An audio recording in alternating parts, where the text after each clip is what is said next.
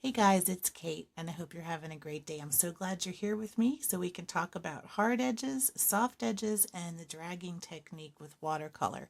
This is a great technique for beginners, and it's a way you can really introduce some visual interest into your painting, whether it's abstract, realistic, or anything in between. And you can really get creative with this in your own paintings. But I'm going to show you some basics here just so you can get an idea of a few different ways that you can make this effect happen. So essentially, if you're working wet on dry, you're going to pretty much always have a hard edge. And what I mean by that is if I were to dip into my deep blue color in my Mozart Kohlrabi palette and I paint a shape on my paper and this dries, it's going to have a hard edge around here. And so it's going to have just a very clear line between the paint and the paper. Now you can also do hard edges with glazing and other things like that. But basically you're working with paint on dry paper. Now, if I wanted to work wet and wet, I can also get a soft edge. So if I take my damp brush and I moisten my paper just like this, and I grab some carmine and I make a little stripe here, and this is straight from the pan, so it's pretty heavy pigment right here, but some of it is going to move out into the water through wicking action, and it's going to slowly spread out into where I put that water as it dries. And that water line will be the clear mark between any paint and the paper. The paint that is spreading out now is not going to spread past that area. But you're going to have a nice soft edge that isn't a very clear line between your paint and your paper or your paint and another layer. Now, another thing you can do is combine a hard and a soft edge. And I really like doing this through the dragging technique. And that is if you have some paint. I'm going to start another little spot here. I grabbed some Payne's Gray. So if I come in and paint with some Payne's Gray and I kind of drop a little bit of color in there, and right now I've got a very hard edge. But if I want to soften that edge, I can rinse my brush, blot it off, and moisten next to it, because remember, we're looking for that wicking action. So we can drag right across the edge of this Payne's Gray, and you can see that come right out into the paper next to it. And I can even blend it a little bit more and help it along with my brush. And then you have the left side is going to be a very hard edge, while the right side is going to be very soft because I added that water. And this dragging technique is really wonderful, especially when you're layering color and you're adding glazing. So if I were to make a basic green leaf like this, now I can add some color to it if I want to, like of a different color while it's still wet. I can maybe dip into my burnt sienna here, and I'm going to get myself a little bit of a mixing well going on.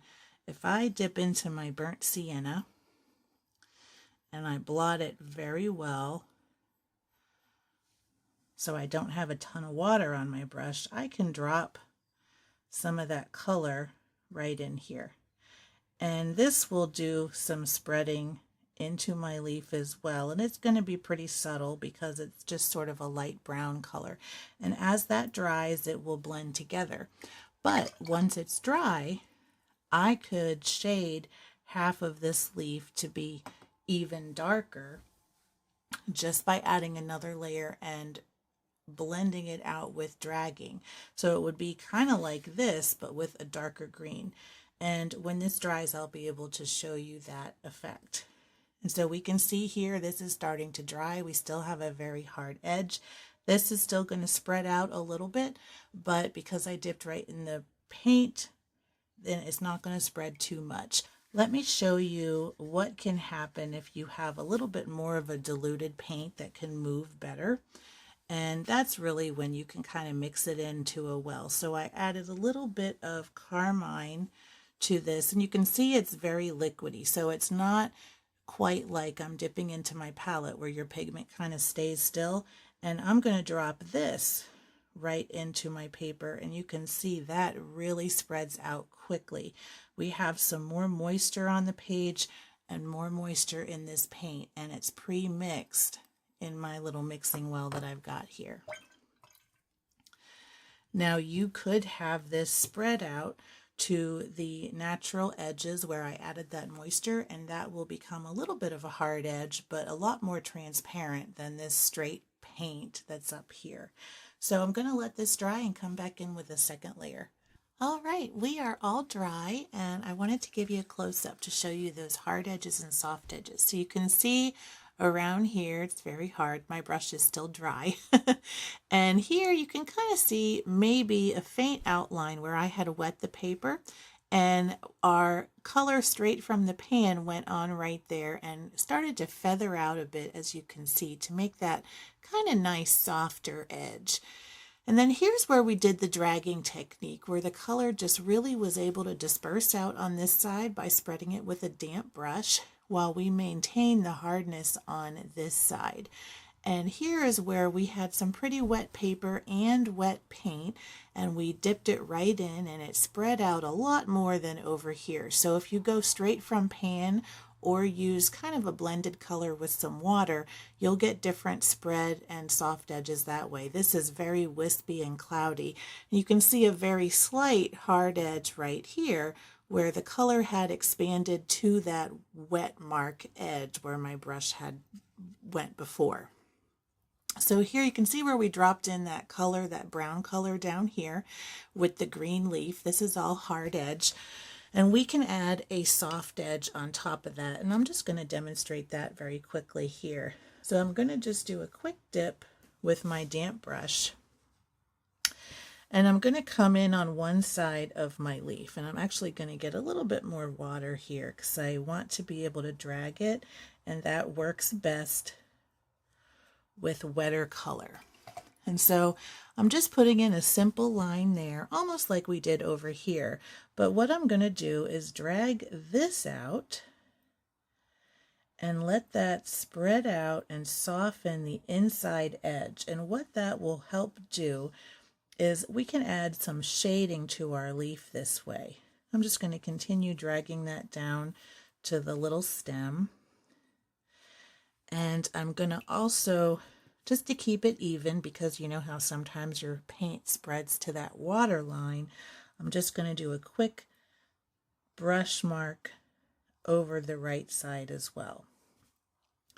And so I'm just going to let that go through, and it will continue to spread, but we'll have a nice soft edge there as this dries. And so I'm going to give you a close-up there so you can see that.